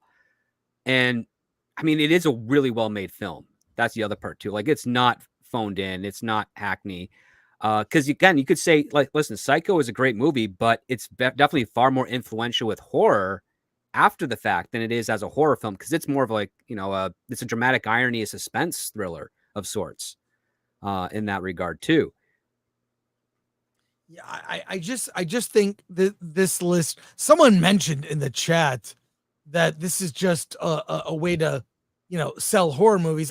Honestly, I don't mind, because in October they do have sales, and I'll buy movies that I didn't have. So I'm okay with it. But I don't agree with these rankings at all. Way off. The rankings and even some of the movies being on the list. But yeah, like, I mean, Jaws, is it horror? King Kong, 1930 King Kong. I sort of get that. It's probably terrifying to people back then, horror. But King Kong. I mean, I like that movie a lot. I love that movie. Yeah. I have a laser disc of the 1933 King Kong colorized. Ooh, Blair Witch Project. Colorized. That movie made me sick to my stomach because like motion. Like first time I saw it in the theaters on the big screen. Yeah. Barbie horror film, not on the list. Sorry. Now you're getting ridiculous with these suggestions here, folks. But I'm just saying, be wary of these lists. Make your own. And the Acolyte, yes, the Acolyte, but which we will never discuss again. And then All right, final thoughts on this list, guys. Disavow. Whoever made this list, I would fight you in Minecraft. On site in Minecraft, if I saw you in that game on site, we'd have to have words.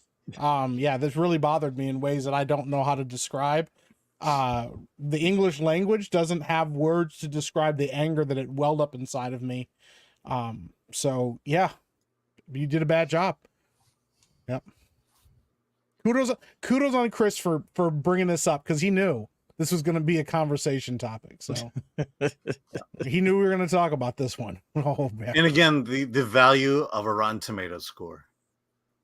I remember when Rotten Tomatoes was not owned by a big corporation and was actually really authentic. Yeah, I mean, also I think that Rotten Tomatoes has the burden of being this holder of the. I'll tell you how important it is. Like, Film Threat is on Rotten Tomatoes, but it's the site is on it. The brand Film Threat, the media outlet, is part of it. But our writers are not Rotten Tomatoes writers. It's weird. All I can say, it's important to indie filmmakers to get that, and they keep and publicity companies, right, and they keep changing the rules on Rotten Tomatoes. Yeah, I do not like. I will say I do like the inclusion of the audience score. That gives it more cred to me. By the way, Rotten Tomatoes is owned by NBC Universal. Comcast, yep. Yeah. I thought it was Warner Brothers. All right, well, whatever. Yeah. No, I'm looking at their site. It's NBC Universal. But Fandango. also the thing is, owned by Fandango, which is owned by when NBC. you go to Fandango to buy a movie, I'll see you, Alan, on there. I know. I see me on Vudu once in a while. Right. Voodoo, Fandango, same thing. Yeah. But I'll see, like, there's Alan's. That's his review. In my picture, I'm famous. Alan on my TV. So there you go. Wow. This list is flawed. I think all lists are flawed, but all lists are fodder for great conversations about horror. So there you go. There you go. All right. Let's go to supers now. Oh, Let's go to supers. I've got that's all my topics for today. Unless Alan has more topics, or you guys have more topics. No, I mean, you want to talk about Henry Cavill Voltron? It's basically the I only. saw The Apprentice. I thought that was a fun film. Let's talk about The Apprentice. A fun film, huh? Fun for the whole family. Yeah, we're getting kind of. Yeah, sorry about that. I did have that. Sorry. My review is not going well over with The Apprentice. Really? Wait. No, I gotta just. This is a last minute addition. Sorry. Give me a second, folks. Alan. Yes. Hey. Film Threat needs to publish its own list. Says We Marcos. could, and then you can argue about it. Is Highlander still happening? Yes, with That's Chad reasonable. Stahelski. Yes, it is. Okay, folks. Alan. Yeah, Just, and if you're wondering, we actually just heard Mr. H Reviews put out something saying that despite what Archcast has been saying, that Warhammer at Amazon is going forward, but everyone just has sources. So, see. All right, folks. The Apprentice is in theaters. This is the not quite a biopic, but it's about Trump, Donald Trump, early in his rise to becoming the figure we know now. It's set in the 70s and 80s. It tracks his marriage to Ivana Trump and his rise as a media figure and rise to prominence in New York City. And the movie is out. Before we go to, I have Donald Trump has commented on the film. For those that have seen The Apprentice, what did you think of the movie? Sebastian Stan as Trump. Yes. Good, bad. He does a good performance, actually. He's great. Sebastian Stan doesn't do a caricature. The problem is people that do Trump, whether it's on SNL or they mimic him, they go too far. He's cartoonish.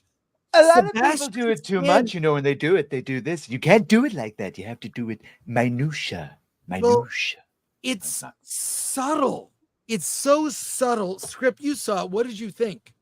I thought Sebastian Stan was amazing. I was blown away by Jeremy Strong because I've seen all news coverage of Roy Cohn, and I'm like, that is because he's not doing an impersonation, but that is immaculate. It is, and the relationship between those two, that's what's holding my interest in the movie.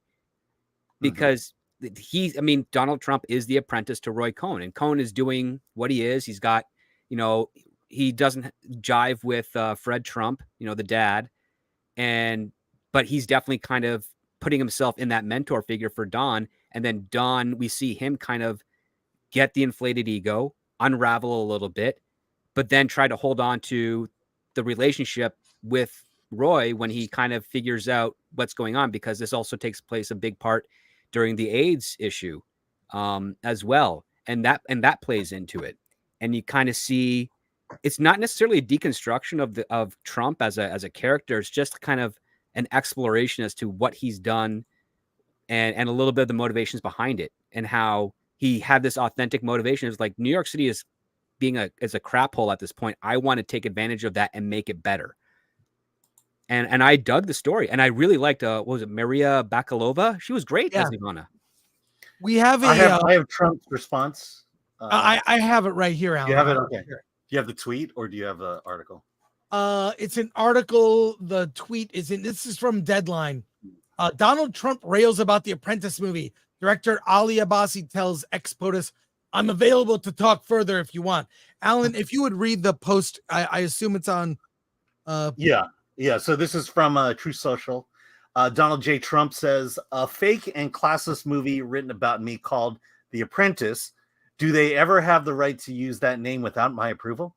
Will hopefully bomb. It is cheap, defamatory, a politically disgusting hatchet job put out there right before the 2024 presidential election to try and hurt the greatest political movement in the history of our country, Make America Great Again. My former wife, Ivana, was a kind and wonderful person, and I had a great relationship with her until the day she died. The writer of this pile of garbage, Gabe Sherman, a lowlife and talentless hack, who has long been widely discredited, knew that and chose to ignore it. So sad that human scum, like the people involved in this hopefully unsuccessful enterprise, are allowed to say and do whatever they want in order to hurt a political movement which is far bigger than any of us. MAGA 2024. What a loser. Yeah. What a loser. Well, it was bound to happen. There is, for members only, Alan and I attended a screening of this. The director and the actress who plays Ivana was there. Yeah. And they did a Q&A. The whole Q&A is on our members only videos if you want to check that out. We spoke to him. I gotta say, I really enjoyed this movie. It's not as much of a hit job because I think it humanizes Trump's script. What did you think? I think the only thing they probably embellished was the alcohol and amphetamines part. No, it's the grape scene. Oh, well, he says he's never done either. I remember that rumor in the tabloids when I was a toddler. Like that, I don't know what's going on with that. Yeah, and I think that's where the big hangup is that one scene. I think so, yeah. Yeah, because and quite frankly, when you watch the movie and you see the person he becomes, you're like, yeah, I can see that. But at the same time, I think the left is going to hate it because it does humanize him, but the right will hate it for that one scene. Because that scene is, it doesn't leave you with a good feeling whatsoever. And it doesn't have a payoff in the movie either. Like it doesn't, it just kind of felt there to shock as opposed to do something. Like leading up to that point, the whole conversation they had about how he just doesn't seem to love her anymore. He doesn't feel like it's a feeling. You could have just ended it right there. Yeah. But also it portrays him as a guy who cheated on his wife and wanted to make billions of dollars. Yeah, but that's true. Yes, Alan. Hilarious. Oh So my was God. was this a political dig at Trump? I mean, No. in I your don't estimation, think so. I don't think you can. I just walk wonder away why, from- like the timing of the release. Like, Yeah, okay, why I is it don't coming out think- right now? I don't think That's watching this movie is going to sway you. It's going to change your mind going into it. I don't. I think people who don't like Trump are not going to vote for him as a result of this movie, and people who do like Trump will not change their mind because of this movie. Yeah, it's not that influential. It's just kind of a fascinating story of It's Trump. a character study. And the other part too is like this is not the first one. There's been like 3 made-for-TV movies about Donald Trump that cover similar territory as well. And this one here, I just think is of a better quality. And this is really more. It's a two-hander between Trump and Roy Cohn because I really liked the Roy Cohn character, and Yeah. you can definitely see the influence he had on Trump in this part because. Like Roy Cohn, he's notorious in New York. Like, I mean, even when I had a brief stint at 30 Rock back in 2015, you'd still hear stories about how much NBC hated having to cover Roy Cohn when he was alive back in the 80s. Like the people that still worked there, because like he's a slime ball. He's a, all the things that you'd hear now that they brand on Trump, they would talk about him. And he comes across as a bit more sympathetic than what you're describing. He does actually. He comes across far more human. Yeah, one thing the director said was, as much as this is a Donald Trump story, this is not a Donald Trump movie in the sense of that he's trying to create a actual biography of Donald Trump. And I think he was more interested in the character development of this person and therefore took leeways with the actual story. Whether, he'll admit things were not everything is exactly true to real life in this one, but it was more or less to tell the rise of Donald Trump and then the fall of Roy Cohn, and to see the juxtaposition of that. Yeah, I would say good on them for. I think it was as fair a film as you could make in the current political climate. I mean, he comes off. I think, and I described it as Trump Man Begins. It's his origin through Roy Cohn. The whole thing is his relationship with Roy, and now that Roy was a mentor who then became a rival. And it's about that relationship.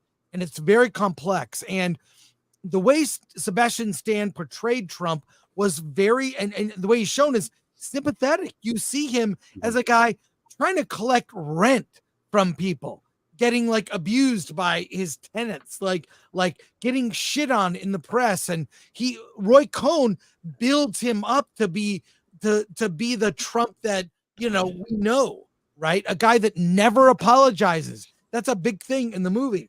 And we see him like seeing his relationship with his brother, who was, life torn apart, drug addict by drugs and alcohol. And Trump was straight edge, right? He's not into sex parties or alcohol.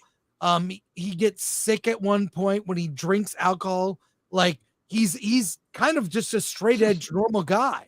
So I think the movie really portrayed him again as fair as you could, right? Because it's left leaning. Let's be real about it. It is left leaning, and it's very much left leaning like television movies were in the 70s and 80s. Because was Reagan right leaning? The one that just came out with Dennis. Yeah, it was. I mean, that's Reagan, what it seems Reagan like. movie portrayed him as a saint. Let's put it that way. I mean, you just be honest, right? Yeah. They show a small scene of how much people hated Reagan, and in the movie you forget that people really hated Reagan. Yeah, they did. I remember. I was alive. I saw it. Yeah, me too. But look, whatever you think, I think this movie is worth seeing. I think it's also a litmus test. You will see it differently depending on where you lean or what you think about Donald Trump. So, because if you watch the mainstream media, that's not an accurate portrayal of him. I don't expect a movie to be accurate portrayal of him also. Yeah. Again, he was a Democrat for most of his. Look at all the clips of him on The View and all the other shows, all the Howard Stern shows that loved him. Yes, man, can't get enough of him. He hasn't even changed much of his political views since that time. He's been pretty consistent. None of us have. That's the joke, right? Yep. We've all pretty much stayed the same, but they have changed it so much that we're all they unified all of us, but not the way they thought. Yeah, well, one positive thing the movie makes is that Donald Trump is addicted to deal making. He likes to make deals, and A deal maker. Yeah, and that translates into his first presidency. All he was doing was making deals constantly. No And wars. you know what? I love that scene where he meets Andy Warhol. That was brilliant. Oh, that was hilarious. Yeah. So, look, I recommend it. Go in with an open mind, and really, it's the performances of Sebastian and the guy who played Jeremy Strong. Jeremy Strong, so phenomenal. Mhm. And I predict no awards love for this movie. Agreed. Even though yeah. I think, I mean, I think if someone, if one person wins over the other in November, that'll depend on, that'll say whether someone gets awards for this. Yeah. All right. Hey, I think it's super chat time. Yes. Oh, yeah. Let's go to your chat comments and questions here.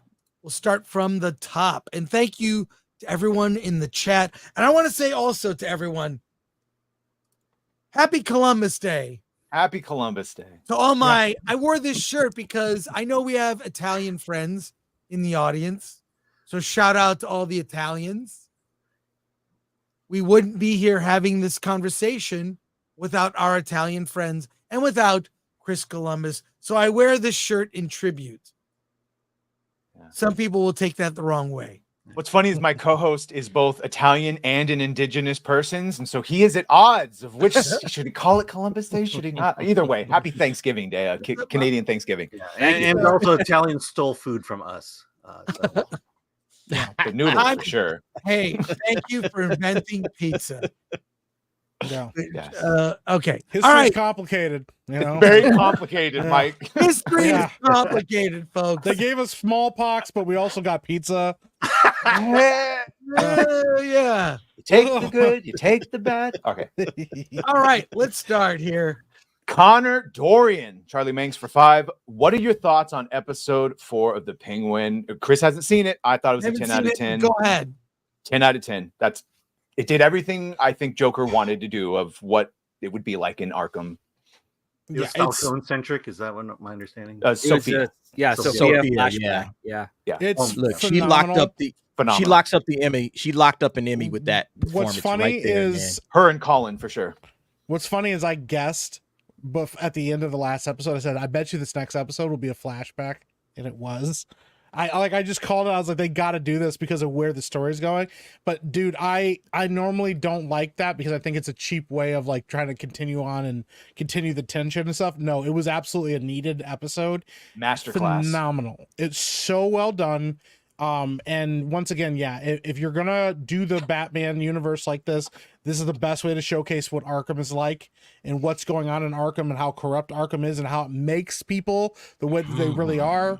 Remember, because I was watching the movie again, made by the Waynes and the Arkhams. Bruce's mother was in that asylum, so it really recontextualized that whole. It's great. It's great. Yeah, it's Yeah, very well done. Working. And blew me we away. also Best performance or best portrayal, like he's got, of Arkham that we've ever seen ever. I was like my I think my fingernails are still Your hands embedded get into this little sweaty? couch. Yes. Bro, man, it was so well done, man. I was Sophia. just like, man, they are messed up over there. But And yeah, it I is will a say- phenomenal episode, bro. we get to see a different side of Oz in this episode as well, like because it's a flashback. So we see him before he even gets where he is. And the portrayal is very subtle, but you can see he's not as confident. You can see he's keeping his head down. And you can see why the stakes are so high for him where he is right now. Like it's kind of impressive because you see him, he's like down here constantly, and you're like, oh, Yeah. So for him to get where he's got, the things he had to have done, it's very well done. You'll want to go You'll back love and watch it all again with all the new revelations of Every relationship episode dynamics. gets better, It's too. great. It's crazy. Every episode, I think the first episode, the second episode is better than the first one, and the third one is better than the second one, and this one is the best one. This show keeps getting better. I can't believe that DC and HBO have done this, and they can't figure out how to do this in the rest of the DC unit. I don't understand why they can't do this with everything they do, but I mean, this is phenomenal work, man. Absolutely. But when will Galadriel and Sauron get it on? Oh yeah, I'm sorry. Yeah, the real question. That's going to happen in season 3, and that's why we. Oh yes, James yes. Tainton for 5 makes me think of Christopher Moltisanti from Sopranos trying to make a movie. Christopher Moltisanti, Jesus. Oh yeah, thanks for the super. Graph Web for 2. In the name of all that is holy, hashtag cancel Disney Plus. I love that you do that like it's a sermon. Thanks, Graph Web. I have to. It's for him. It is a religion. You can see. Badger. Connor Dorian for 5. They are making a Terrifier video game. Well, there you go. Cannot wait. Cannot. That's awesome. Fourth 1,000 for 2. Maybe the Empire got a bad batch of clones. See what you did there. Yes. Blue on for 1018 for 2. Who's playing Trans Trooper in Acolyte season 2? Yeah, who are you going to get to? This. The Trans Trooper will be a major new character in the Acolyte season 2. It's a custom figure for sure. Thanks. No more sports for 20. Isn't Disney, as publicly traded company, supposed to look at different bids the writers and producers companies give to them, which includes how much it would cost to make the thing, then pick the lowest return on investment choice? They don't have to. Yeah. They could do whatever they want. But at the same time, as shareholders, you kind of expect them to do the right things. You do, but unfortunately, the majority shareholders are what has control of the company. If you're a Disney shareholder and you bought one share, Disney's thankful that you bought the one share, but they don't care about you. Yeah. And you don't have a voice. Sorry. Right. Nope. Hey, thank you, Dahmer Sports. Appreciate that. Generous. Charles Harrison for 5. Someone find a list based on the box office of best horror films. The horror films at the box office is because it's a more narrow market. I mean, horror films perform well and they're profitable because they don't cost as much as other types of movies. The costs tend to be lower. I don't know. I don't know if box office. Be it, right? It's more zeitgeist, right? I think that was the number 1 in box office. Yeah, it, and then Sixth Sense, I Am Legend. Yeah, I have the numbers here. I have it from the Can you numbers. share screen. Oh, you got it up? Yeah, okay. So you're right. It is the top. Then Jaws, It Chapter 2, The Exorcist, The Nun, Hannibal, Alien Romulus, Quiet Place, The Conjuring, and Resident Evil, the final chapter. We'll take Alien off. Yeah. But again, not adjusted for inflation. So, right. Of course. Well, that brings up a question because now it's adjusted for inflation also, but what's considered a horror movie? Because the list I'm looking at has The Sixth Sense as a horror movie. Is that a horror movie? No. Then it has I Am Legend. Scary, I Am Legend made $500 million at the box office. Is that a horror movie? Yeah. But I think you could claim that this top 10 list is all horror films. Yeah, this is definitely all horror. Yeah. And I guess I Am Legend, well, I think that's a horror movie, but this is not zombies adjusted for inflation. Look at Jaws. Right. Well, Jaws is a perennial favorite. It keeps coming back to theaters and earning more money. Yeah. Yeah, and being able to watch Jaws on the water, highly recommend. I've done that. It's awesome. It is. There are pictures on my Instagram of a pool party last summer. We watched Fourth. Oh yeah, I saw that. You're a masochist. Did you fill you with little like, even though you knew there's no shark in there? So fun. Yeah, but if you go pre-80s, I mean, Exorcist is there, and then the next one is Jaws 2, followed by Alien. So yeah, Paranormal Activity. There's some good ones in there. Yeah, no, I'm saying, but in terms of inflation, those films would rise further to the top than the current list. Castigan for 5. Badgers. Oh, okay. That's the thing, Batman. If I'm to have an origin story, I prefer it be multiple choice.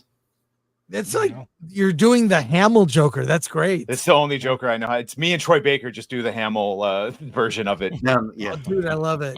Do Caesar Romero now. Yeah. It's just my perfect. The Hamill version is my preferred Joker. The Arkham verse where he's dangerous. Jimmy Francis for 20. Run a poll. Forgot what we were debating on the horror movies. I think. Yeah. That'd be tough because you can only have 4 choices. So it'd have to be like playoff format. That'd be a Yeah. tough poll Yeah. to do. Be like an October Madness. Right. Force Geek for 2, the original black and white, The Haunting. Yeah. Mm. Thanks for Force Geek for 2, The Terminator is a horror movie and one of the best. love it. Jay for 10, an actual new DNA study I just read this week about Columbus was that he's actually Jewish and from Spain. Also, what was that Voltron thing? Great show, guys. Henry Cavill was cast in the live action version of Voltron. As what? We'll But see who if is he that going to happens. play? No That's idea. the question. The question been is, no who is he idea. going to play? Who does Henry Cavill play? Does he play one of the young members of the Voltron force? Does he play Keith? Does he play Hunk? Does he play Sven? I don't think he plays any of those Or is he characters. the I think bad he's going to guy? be Lotor, which would be my choice. If He's he a good was bad played guy for in Prince, Mission Impossible. Prince Lotor. Yeah. Yeah, he can absolutely pull off a bad guy. So yeah, if he's going to play anybody, I don't think he plays Keith because Keith's supposed to be in his 20s and young, under 30 for sure. But yeah, I think he can play a good Prince Lotor, and I think that would be dope. You're I'm looking confirming forward why to he it, can't man. play Superman anymore now. Yeah, because Right, he's too yeah. old. But one of my favorite anime of all time, paired up with one of my favorite actors right now, man. I pray Amazon does not get this wrong, man, because this is Amazon, Rings of Power, Amazon. So I'm just hoping like hell they find the people that made, Jack Ryan or something, and they get those folks in there because Jack Ryan was good. The Boys first couple of seasons was good. Reacher, Terminalist. They had some Reacher, Those are, Terminalist, exactly. Skydance. They've done some good work, but they make me nervous because they've done some crap too. How do they get Columbus's DNA? What do they go? They find his bones? Sure. It's weird. I don't but know. That's a Jay. good question. Tyler Disney for 4.99. It's great watching you guys. Well, Tyler. Thank you, Tyler. Tyler. Thank you, Tyler Disney. MG for 2, a top 100 best musicals compiled by Alan, please. Could you Yes.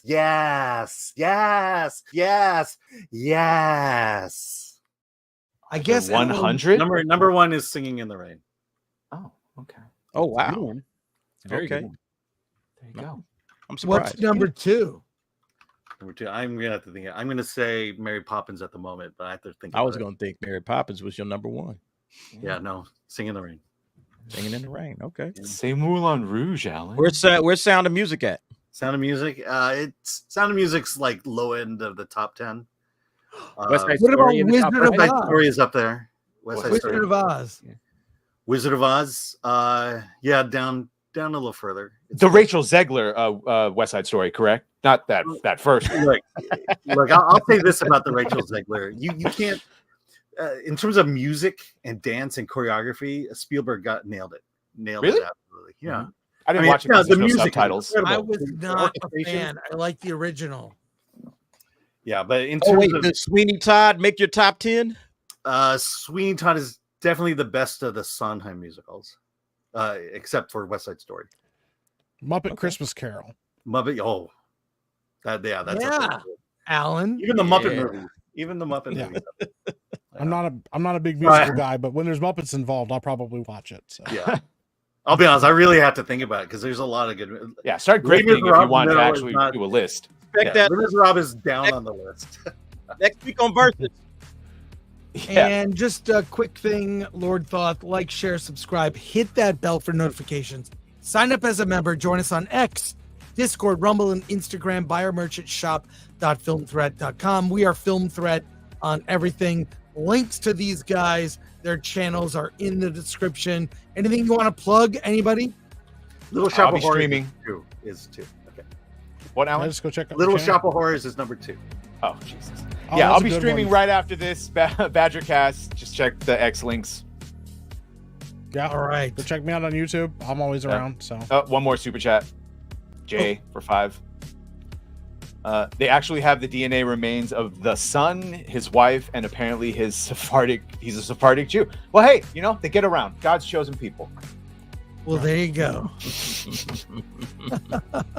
Great. God We bless. will be we are doing Hollywood on the Rocks early this week at 9 a.m. There's no nooner, but Alan and I can be your nooner.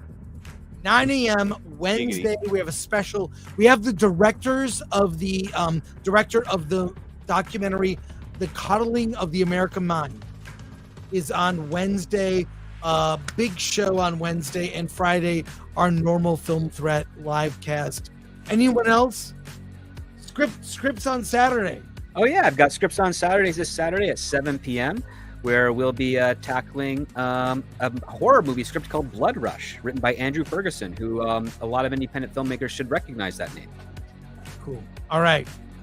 That's it for us. We'll be back with Versus next week. You can expect the people that weren't here will join us. They'll be back. I promise they'll be back. Alan? Let's get out of here.